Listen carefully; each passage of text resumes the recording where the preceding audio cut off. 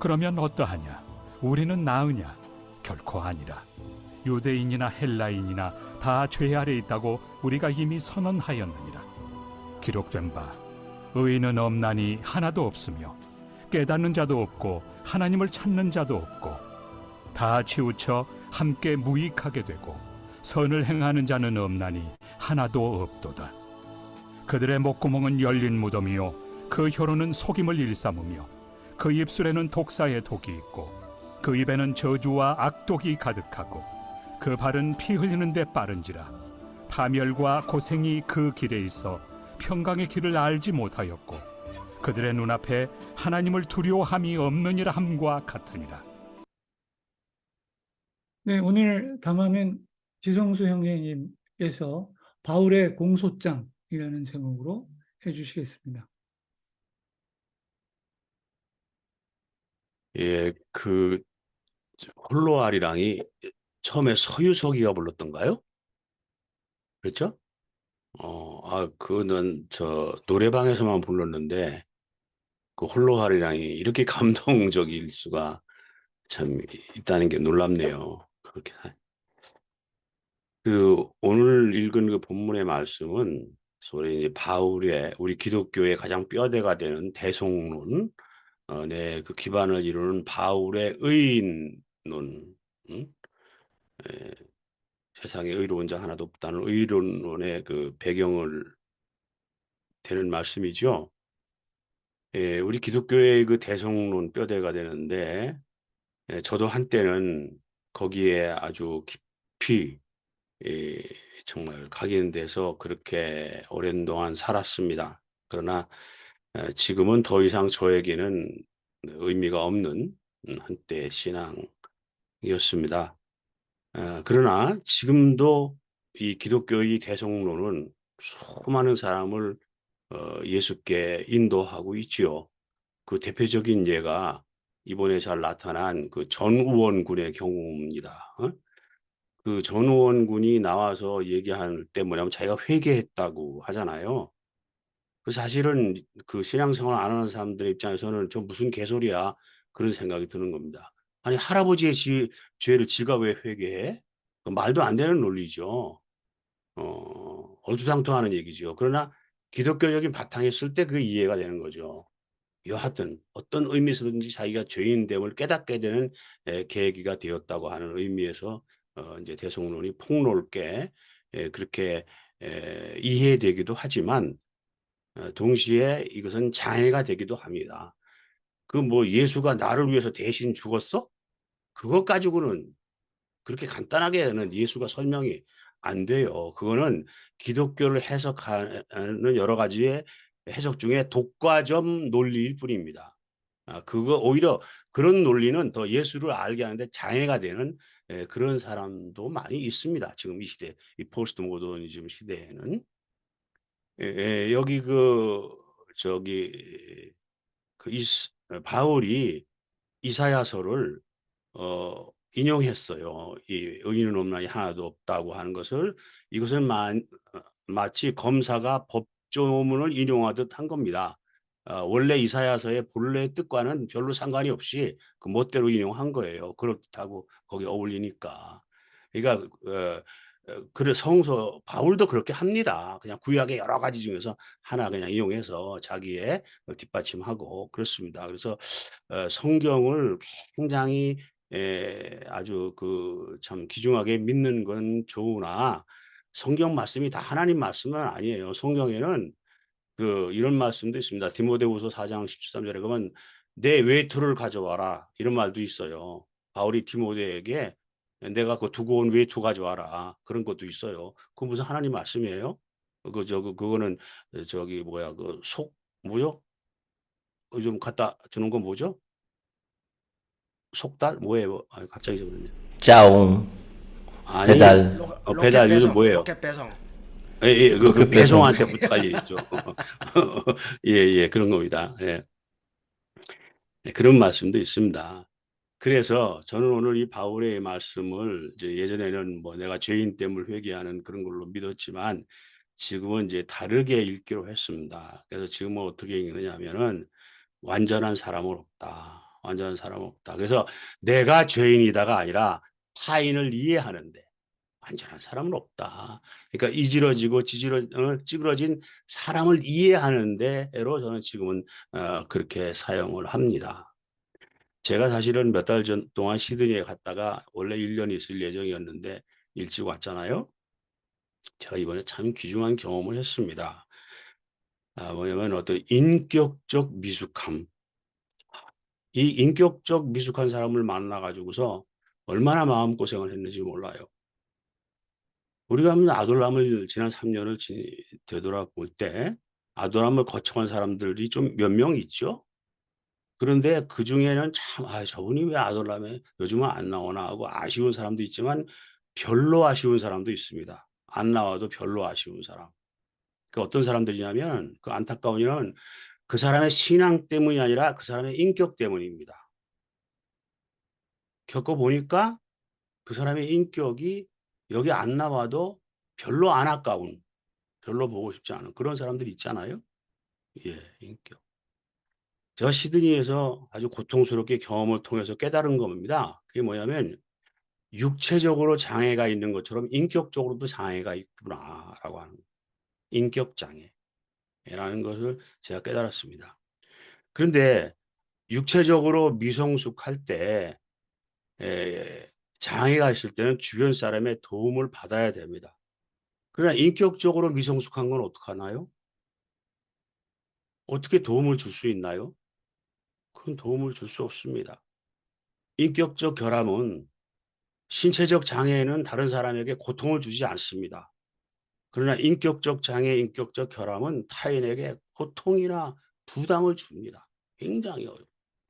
그래서 우리가 누구 아주 얼굴이 못생긴 사람하고 한 방에 있는데 불편하던가요? 그 눈만 피하면 되죠. 정 못생겨서 보기 흉하면. 그러나 인격적으로 미성숙하고 장애가 된 사람 한 방에 있는 거 굉장히 어렵습니다. 고통이 됩니다. 그 제가 요즘에 그 장애인들 그 외국 유학시키는 거 지금 추진하고 있다고 하잖아요. 하는데 해보니까 이게 보통 어려운 문제가 아니에요. 장애인이 외국에 간다고 하는 게 예? 정말 어려워요. 우선 계단 하나만 있어도 통과를 못해요. 계단 하나만 있어도. 그러니까 이 장애인이 머무를 집을 찾아야 되는데 근데 평지에서 바로 들어가는 집이 아파트 같은 거 호텔 같은 거 있어도 그냥 그 단독주택이 그런 게 어디 있어요. 건축상 불가능하잖아요. 평지에서 들어가는 거는. 일단 기소를 하고 그 습기가 안 들어 자기 땅보다 높아야 되잖아요. 그러니까 참 어렵습니다. 그래서 이 장애인의 문제는 한 가지 장애만 있어도 그렇게 어렵더라고요. 인격도 마찬가지입니다. 한 가지 인격적 장애만 있어도 굉장히 어렵습니다. 인격이라는 것은 쉽게 얘기하면 이해력입니다. 그 사람이 얼마나 많이 이해를 할 수 있는 능력입니다. 인격의 장애는 뭐예요 하면 오해력입니다. 얼마나 잘 오해하는가. 얼마나 잘 오해하는 사물과 현실에 대해서. 이런 겁니다. 사실 뭐 이런 얘기는 아돌람에서나 할 수 있는 얘기죠. 제가 다음 주에 아주 할 수 없이 어떤 후배님이 아주 간청을 해서 어느 교회에 이제 설교를 하러 가야 돼요. 그래서 저는 굉장히 지금 고민이 됩니다. 사실 일반 교회에 가면요. 단순 논리 설교로 감동을 줘야 되잖아요. 뭐 회개해라, 죄 지었으니까 뭐 어쩌고 저쩌고 뭐 이런 뭐 기도해라 무슨 뭐 이런 아주 논산훈련소 같은 단순 논리로. 근데 저는 그런 생각 해본 지가 오래됐거든요. 그래서 이게 고민입니다. 과연 어떤 해야 될지. 우리 아돌람 같이 이렇게 정말 아주 섬세한 뭐 이런 얘기를 나눌 수가 없잖아요. 그래서 오늘은 이 바울의 대속론 이거를 그냥 뭐 그렇게 믿는 것도 안 믿는 것보다는 100배 낫고 좋으나 좀 더 우리 자신을 되돌아보고 동시에 다른 사람도 이해할 수 있는 타인을 그리고 인격적으로 부족하고 인격적으로 성숙하지 못하고 인격적으로 미숙하고 인격적으로 선천적 장애가 있고 인격적으로 선천적 장애도 있습니다. 왜냐하면 우리 각자의 그 기질이 있잖아요. 집안으로부터 조상으로 타는 기질처럼 인격적으로 선천적 장애도 있어요. 그래서 이런 모든 것을 좀 폭넓게 이해하는 그런 우리 공동체가 되었으면 좋겠습니다. 가끔 가다가 어떤 사람들이 나타나서 그냥 수류탄을 터뜨리기도 하고 그렇잖아요. 우리 공동체에 그냥 기관총을 난사하기도 하고 뭐 그런 분도 오고 뭐 그래서 그런데 자 전사하지 마시고 잘 버티시고 아돌람을 통해서 우리가 다 성숙해지는 그런 공동체가 되기를 바랍니다. 감사합니다. 예, 말씀 잘 들었습니다. 그럼 찬송가 하나 듣고 찬송가 듣는 동안 어떤 토론을 할 것인지 그 내용에 대해서 한번 많이 생각해 보시기 바랍니다.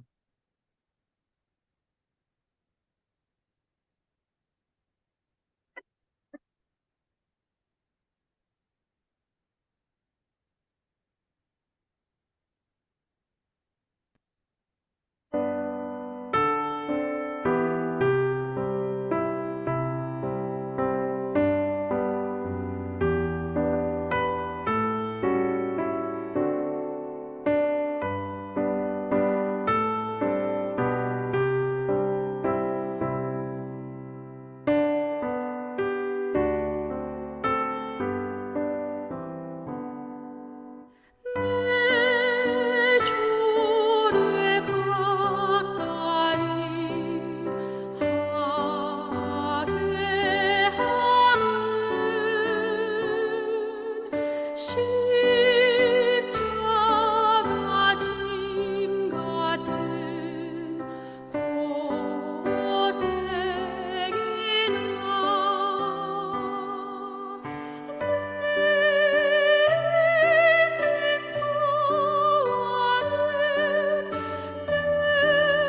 십자가 짐 같은 주께 더 나아가기 원합니다. 내 고생하는 것 옛 야곱이 돌베개 베고장 갔습니다.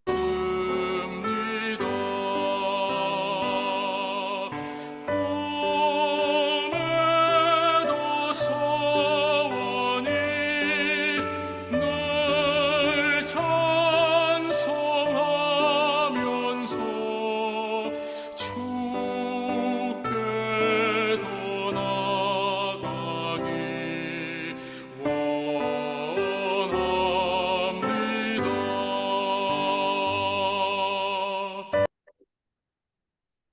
예, 처음에 우리 지성수 형제님이 공소장 얘기하셔서 그게 무슨 의미로 하셨나 했는데 열심히 들어보니까 그 사도 바울이 율법학자니까 구약이나 이사야 시편 계속 인용했거든요.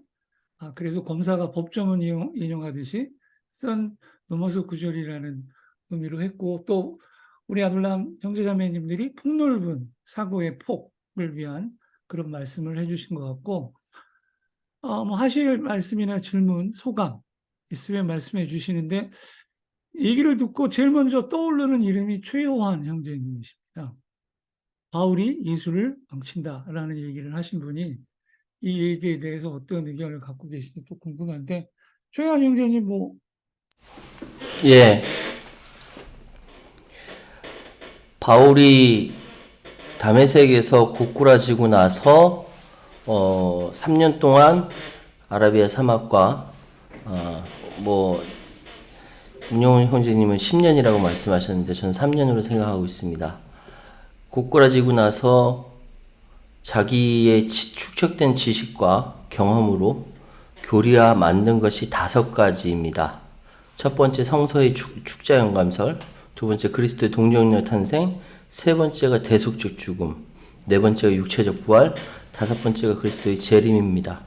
이 5가지를 만들어서 전 세계 예수 복음을 전파했는데 그것이 어떻게 지금 우리에게 전달된 것은 예수의 복음이 아니라 바울의 복음이라고 저는 생각이 됩니다. 여기서 특히 말씀하셨던 그리스도의 대속적 죽음이라고 하는 것은 그때 예수께서 십자가에 돌아가심으로 말미암아 우리의 죄를 대속하시고 부활 승천하셔서 우리가 나중에 예수님처럼 죽고 나서 부활 승천할 것이다. 천국에 갈 것이다.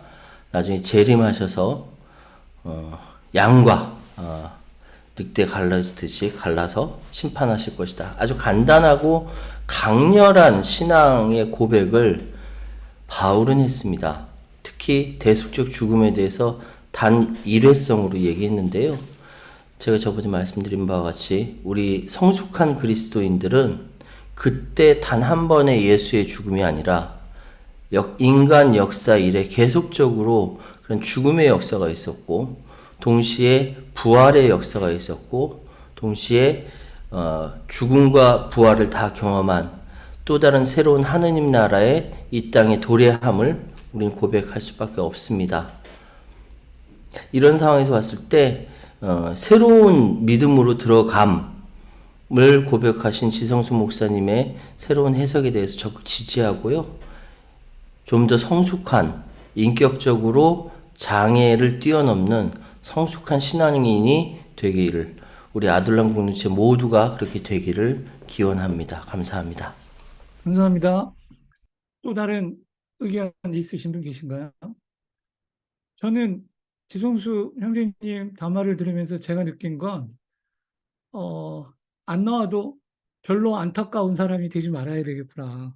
행동을 잘해야 되겠구나. 그런 걸 저는 느꼈습니다. 또 다른 분 안 계신가요? 예, 이현희 형제님. 네, 저는 뭐 일단 받은 감동과 함께 제가 최근에 겪었던 일하고 겹쳐져 가지고요. 일단 바울 이야기가 나오니까 또 바울 체력이 제일 부럽습니다. 야, 그렇게 돌아다니면서 저는 뭐 그다지 힘든 일을 하지도 않는데 잠 조금 설친 거 가지고 이렇게 혈압이 문제가 되는데 바울은 그걸 어떻게 다 버텼는지 참 대단한 것 같아요. 적어도 그 점은. 그리고 뭐 바울도 순교했는데 나도 아마 자칫하다가 최초의 아둘람 순교자가 되지 않을까 뭐 그런 생각도 들고.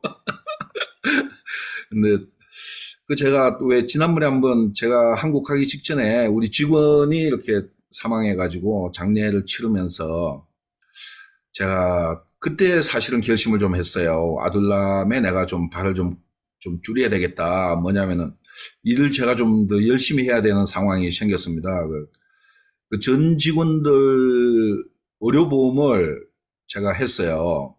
여기 의료보험 가입률이 20%가 안 되는데, 그럼 뭐 공무원, 군무원, 뭐 아주 대기업밖에 못 하거든요. 비싸서. 그러면 월 한 400만 원 이상 더 나가니까. 그래서 제가 이제 뭐 이래저래 이제 신경을 쓰다 보니까, 나만 맨날 챙기고, 어머니 맨날 챙기고, 우리 직원들을 내가 너무 못 챙기고 있다. 그런 생각이 자꾸 들더라고요. 그래서 제가 일단 우리 직원들을 먼저 돌보는 게 내 처지다. 그런 생각이 들어가지고, 그래서 부득불, 아둘람에는 내가 발을 좀 줄여야 되겠다. 그런 생각을 제가 하게 되었습니다. 인격장애라고 나중에 욕하지 마시고, 제 상황장애, 제가 상황장애가 좀 있는 걸로 생각해 주시고, 오늘 말씀 잘 들었습니다. 이상입니다. 예, 감사합니다. 저도 이현희 형제님을 위해서 기도하겠습니다. 예, 아까 감사합니다. 얘기했는데 저도 고혈압입니다. 예, 저도 그냥 열심히 나름대로 하고 있습니다. 운동하면서. 예, 또 말씀하실 분 계신가요? 정영민 목사님 또 하실 네. 말씀 있으신 것 같은데. 예.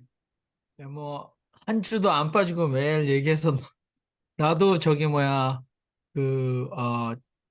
무건 수행 좀 해야지 되지 않나 이런 생각하고 있었는데 오늘도 이제 해야지 될 것 같다. 이런 생각이 드네요. 어, 뭐, 바울에 관한 거는 제가, 쉽게 내려놓지 못합니다. 그리고 오늘 주제는 바울 신학에 대해서 우리가 계속 얘기할 필요는 없다라는 생각이 듭니다. 그래도, 아, 그냥 한마디, 우리 바울 형님을 위해서 약간의 예, 아무튼, 역사적 예수는 많은 학자들이 평생 신약 성서 학자라고 해서 이제 300년이 넘은 성서 해석학을 다루는 전문가들이 역사적 예수를 알기가 어렵다라고 결론을 냈죠. 그래서 마태, 마가, 누가, 요한에 있는 본문이 정말 예수의 입에서 나온 말일까를 결국은 보수로 투표로 결정을 하는 그 지저스 세미나에 그런 일이 있었잖아요. 그런데 바울은 실존 인물이니까 상당히 많은 사람들이 그 바울을 이때까지 극보수 기독교인들이 바울을 교리화해서 많이 썼습니다. 그러나 요즘에 그 하나님의 나라, 그래서 예수의 복음과 바울 복음이 굉장히 차이가 난다라고 생각하지만 또 다른 신약 학계에서는 어, 하나님 나라의 복음인 예수의 복음을 바울의 십자가 부활의 복음 사이에서 그 연결점과 공동적인 그 근거를 찾아내려는 노력들이 굉장히 많고, 저는 충분히 바울을 폐기하지 않고도 이 바울 형님을 포기할 수 없다, 이런 안타까운 견지를 하고 있습니다. 그래서 다음에 기회가 되면 또 다 같이 토론을 하고, 저는 바울을 변호함, 끝까지 아마 변호해야 되겠다. 근데 그 얘기는 어, 대단히 기존 교리적 보수적 기독교의 바울관과는 다르겠습니다. 그 얘기는 제가 이미 벌써 70% 얘기를 하면서 다 잃어버린 얘기인데요. 오늘 주성수 형제님 얘기는 제가 어떤 목사가 이렇게 설교했어요. 신앙은 누림이다. 그런 얘기를 했어요. 근데 굉장히 개인적인 해석이었다. 그래서 우리가 하나님의 아들과 딸로서 못 누리고 사는 것. 그런데 오늘 저는 옛날에 독서는 신앙이라는 생각을 했습니다. 근데 오늘은 신앙은 인격이다, 이렇게 들려지네요. 그리고 신앙은 이해력이다. 타자에 대한 포용력이다. 굉장히 사회적인 어떤 선언 같습니다. 그래서 신앙이란 무엇인가? 네, 신앙은 누림이다, 그렇게 얘기했고, 어떤 사람은 신앙은 구원이다, 뭐 하나님이 유일하시는 전능자이시며 창조주인 것을 믿고 뭐 이렇게 나가는데 굉장히 가까이 편안하게 얘기할 수 있는 것 같아요. 그래서 저는 독서는 신앙이다라고 믿고 있어가지고, 제가 예전에 개척교회 할 때 독서는 신앙이다 그래서 굉장히 책을 많이 읽으려고 애를 썼는데, 사실 책은 저만 좋아하지 많은 사람들이 별로 좋아하지 않는 거였거든요. 네, 죄송합니다. 줄이겠습니다. 신앙은 인격이다, 그렇게 말할 수 있을까? 또는 신앙은 타자에 대한 이해력이다. 그래서 우리의 신앙을 굉장히 깊고 넓고 성숙한 신앙을 금방 우리가 확인하거나 측정할 수 있지 않습니까? 신앙은 타자에 대한 포용력이다. 굉장히 울림 있는 선언이었던 것 같습니다. 감사합니다. 예, 감사합니다. 어제 대화방 시간에 정영민 목사님께서 나를 말 길게 한다고 선입견을 갖지 말아라. 아둘람 평균 시간보다 난 작다. 라고 하는 말씀이 정말 그렇습니다. 저 변호하겠습니다. 그 밖에 또 하실 말씀 계신가요? 배상의 형제님 하시려고요? 예, 하십시오. 눈을 이렇게 크게 뜨십니까? 무섭습니다. 저도 눈 작습니다. 왜 그때 약점을 얘기하십니까? 아, 예. 죄를 지었다는 혐의로 인해서 수사를 받고 있는 사람을 피의자라고 말하면 이제 공소가 제기된 사람을 이제 형사소송법에 의해서 피고인이라고 부르는데, 내가 죄인이었을까? 라는 고민은 뭐 저는 좀 늦게 고민을 했어요. 어릴 적에는 하나님께서 나를 사랑해서 내 죄를 위해서 돌아가셨구나. 야, 저렇게 어려운 그것을 하셨구나. 예수님이 그거에 순종했구나. 이렇게 그러한 믿음이 있었죠. 그러면서 이제 성장하면서 인간의 자기중심성과 죄성, 이 부분에서 많이 이제 고민이 있었고요. 다들 자기중심성에 있는 모습에서 정말 죄인인 것 같다는 생각이 때로는 올라오고, 그런 부분에서 이제 좀 헷갈리기 시작을 했어요. 그래서 이제 전에 이제 지성수 목사님께서 매튜 폭스의 원복론이라는 책을 이제 접하면서 이렇게 다양하게 신학적으로 이렇게 나눠지고 있구나. 예를 들어서 러시아 정교회는 원복론, 그 다음에 이제 성공회도 원복론 쪽으로, 그 다음에 이제 한국 개신교는 원죄론, 뭐 이런 식으로 이렇게 나눠져 있구나라는 것을 늦게 알았어요. 그래서 이제 혼돈이 왔고, 아, 이거를 내가 어떻게 정리를 해야 되나라고 고민하다가 그냥 동전의 양면성이다. 앞면에는 예수님의 예수님께서 이루신 어떠한 훌륭한 모습, 그리고 뒷면에는 지금 현재 교리로 부딪히는 부분에 있어서의 본인들의 판단. 그러니까 이제 사람마다 이제 믿음의 신앙이 다 다르니까요.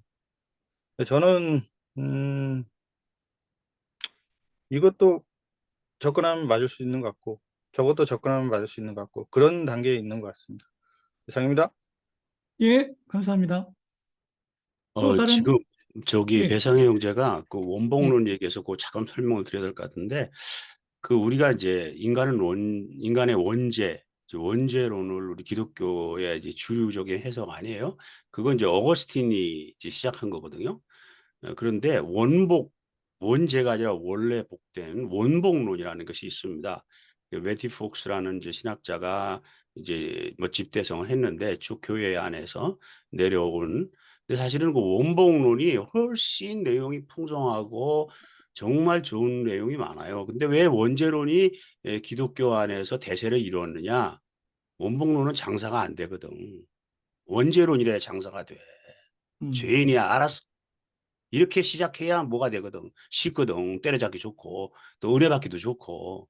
그래서 그렇게 된 겁니다. 그러니까 원복론이라는 것도 있다는 거. 그런 말씀을 드리고, 그다음에 아까 그 최요한 형제는 이단성 시비에 말려들 얘기를 했어요.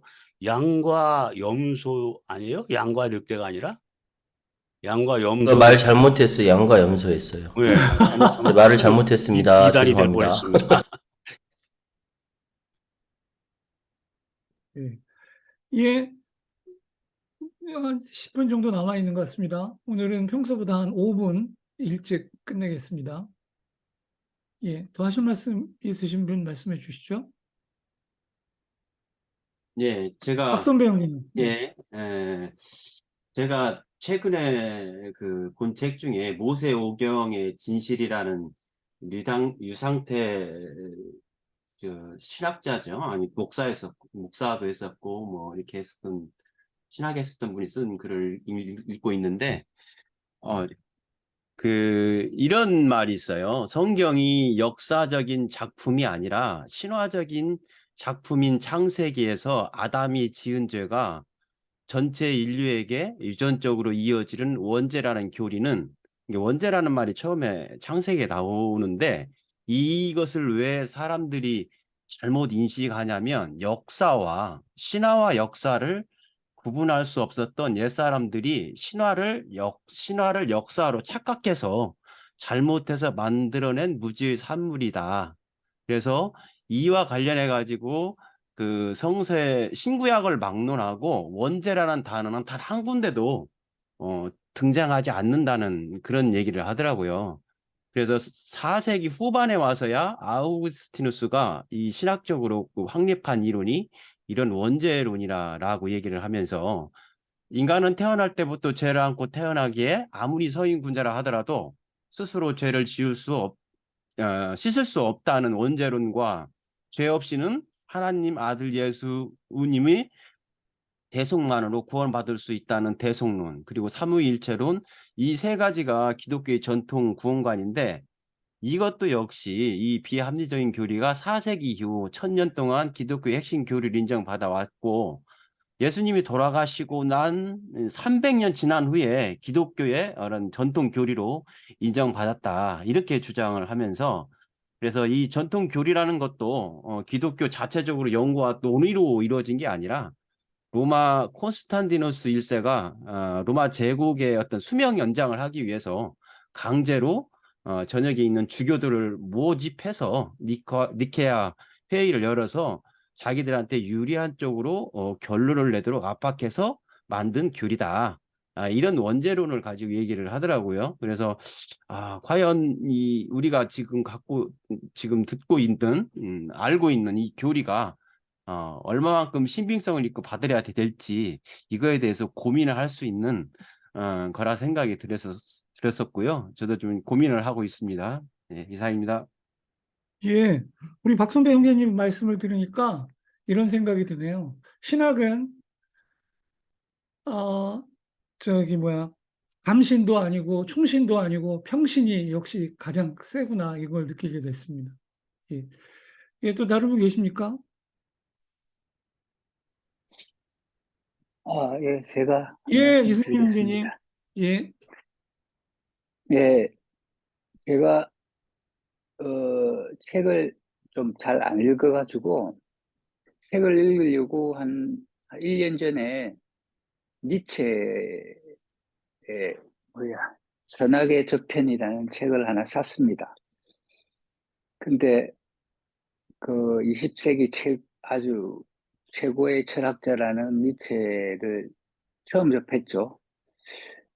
초반에 이렇게 한 몇 페이지 읽다가 너무 어려워가지고, 근데 아직 그 1년 동안 거의 뭐 한 10페이지 정도밖에 못 읽었습니다. 근데 다행히 뭐 조금 읽은 부분에서 그 생각을 이해 안 되는 문장을 10번, 20번, 100번까지 자꾸 이렇게 되뇌이고 이해하려고 노력하면 뭔가가 이렇게 이해가 조금씩 되는 그런 느낌을 받았습니다. 이 신앙이나 종교에도 마찬가지 어떤 이해가 안 되는 부분은 자꾸 이해하려고 하다 보면 어느 정도 깨닫는 것이 있지 않을까 이런 생각이 들었습니다. 고맙습니다. 예, 감사합니다. 김홍재 사장님은 아직도 근신 중이신 거죠? 예. 아직도. 김홍재 선생님. 죄송합니다. 김홍재 선생님. 예. 이게 안 들리십니까? 예. 네, 김홍재 형제님은 아직도 근신 중이시냐고요? 자꾸 그쪽으로 연결을 시켜서 그 예. 연관을 시키지 말아 주시기를 부탁드립니다. 알겠습니다. 예. 예. 그럼 신성남 형제님 하실 말씀 없으신가요? 또 하나의 평신에 또 거두신데. 네, 저도 좀 근신을 해야 될 사람이긴 한데, 뭐, 참겠습니다. 총신, 장신, 고신, 감신, 대신, 많네요. 그 중에 평신이 최고라고요. 아주 좋은 말씀 잘 들었고요. 오늘 지성수 형제님이 인격장애에 대해서 말씀을 하셨는데, 진짜 아주 실제적이고 구체적인 내용이죠. 저는 사실 이렇게 학생 때, 어렸을 때, 학교 다닐 때만 해도 뭐, 한 반에 뭐 몇십 명씩 됐잖아요. 그 시절엔. 그런데 뭐 초중고 대 이렇게 한 20년, 12년 이렇게 다니면서 인격장애다. 뭐, 그럴 만한 친구들을 별로 못 봤어요. 그냥 뭐 서로 뭐 좀 부족하면 부족한 대로 투닥대면서 이렇게 즐겁게 생활했죠. 학교에서 다들 잘 지내고. 그런데, 이제 직장 생활도 뭐 그런 대로 했는데 인생이 중반전부터 한 30대 넘어가면서, 이런 사람 저런 사람 만나면서 이게 점점 심각하게 느꼈습니다. 사실 저는 대부분의 사람들은 정상이고 아주 극소수만 가끔 이상한 사람들이 있다 이렇게 생각을 했는데 이게 50대, 60대 하면서 60이 돼서도 그 못 고치는 사람들을 보게 되니까 이게 심각하구나. 우리 지금 흔히 사회에서도 사이코패스니 뭐 소시오패스니 이런 용어들이 왜 옛날에 없던 소시오패스 이런 용어 없었잖아요. 이런 게 자꾸 생기는 이유가 사회가 물론 다양화되고 복잡해지는 것도 있겠지만 인격 자체가 인간 자체가 이게 생각보다 정말 복잡한 존재구나. 참 힘든 사람이 있어요. 정말 저 사람은 좀 어떻게 좀 안 부딪히고 좀 살았으면 좋겠다. 그런 이제 엄살이 나올 정도로 힘들어요. 이렇게 근처에만 있어도. 그런데 또 돌이켜 생각해 보면 이게 인격 장애로 분명히 표시할 정도로 심각한 분들이 있지만 일반 정상인들도 사실 순간순간적으로 이제 뭐 약한 점이죠. 약한 점인데 그런 요소들을 가지고 있어요. 저 자신부터. 그래서 저도 지나고 나면 내가 왜 그때 그런 행동을 했을까? 왜 그런 처신을 해서 남에게 불편을 줬을까? 이제 이럴 때가 섬찟할 때가 있어요. 이불 속에서도 얼굴이 빨개집니다. 옛날 생각하다가. 그래서 중요한 거는 분명히 장애 수준의 사람들도 있지만 우리가 그런 사람들을 대할 때 나도 그럴 가능성이 있으니까 조금 더 좀 배려하는 마음으로 관대한 마음으로 대해야 되겠다. 뭐 이게 누구나 원론적으로 옳은 말이지만 참 쉽지 않죠. 그래도 그런 생각을 가지고 거기서 그냥 누가 옳고 그르냐 끝까지 뭐 가지고 끝장 토론을 해서 그 시비를 가리는 것보다 때로는 그러십니까 하고 양보하고 물러서는 것도 한 지혜가 아닌가 그런 생각을 해봤습니다. 오늘 말씀 잘 들었습니다. 감사합니다. 예, 감사합니다. 지금 이현희 형제님이랑 김경일 형제님께서 마이크를 켜주셨는데, 그럼 먼저 김경일 형제님 말씀해 주시고, 그 다음에 이현희 형제님 네. 말씀 듣도록 하겠습니다. 네, 저도 오늘 그 말씀을 지 목사님 말씀을 들어보니까 좀 깨우치는 바가 많았습니다. 근데 뭐 그냥 조금 제가 넓은 범위로 얘기하면 요즘 제가 보면 이제 그 일반 그 종교계에 몸담지 않고 있거나 평신도를 만나면 굉장히 그 정상적이다라는 생각을 많이 하게 돼요. 이분들은 정말 사회생활을 하면서 그 서로가 공동체를 이루어 살아가기 때문에 그런지 몰라도 잘 이렇게 모난 것도 잘 잘 갈아져 가지고 아주 나이가 들수록 참 저렇게 되면 좋겠다 싶은 사람으로 돼가고 있는데 이 종교계에서 이렇게 사람을 만나보면 좀 이상할 정도로 이건 좀 심하게 좀 망가진 인격을 또 많이 만나게 돼요.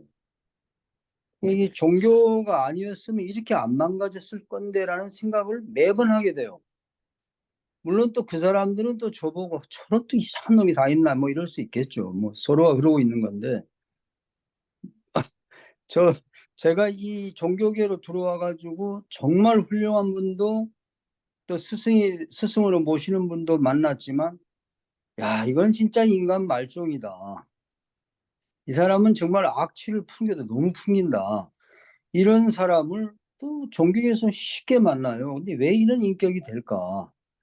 이 종교인을 그냥 저 사람은 그냥 직업적으로 종교인이 됐구나 라든가 뭐 하여튼 종교로 또 말로 밥 먹는 사람이다 이렇게 그냥 생각하면 괜찮은데 문제는 필요 이상의 그 존경이나 이런 걸 받다 보니까 뭐 정말 뭐 특별히 정말 훌륭한 일을 하는 것도 아닌데 종교인이라고 해서 대접받는 이런 그 사회 분위기가 종교인 자체를 완전히 망가뜨리는 거를 참 많이 보게 돼요. 그래서 제가 사실 종교가 이런 줄 알았으면 종교계를 안 들어왔을 텐데 이런 생각을 많이 하게 되고 종교가 왜 이런 인간을 만드는가 이건 좀 한번 계속 좀 제가 좀 공부를 하고 있습니다. 물론 제 자신도 물론 뭐 또 저런 놈이 다 있나 뭐 이런 얘기를 저도 듣고 있을 거예요 아마 분명히.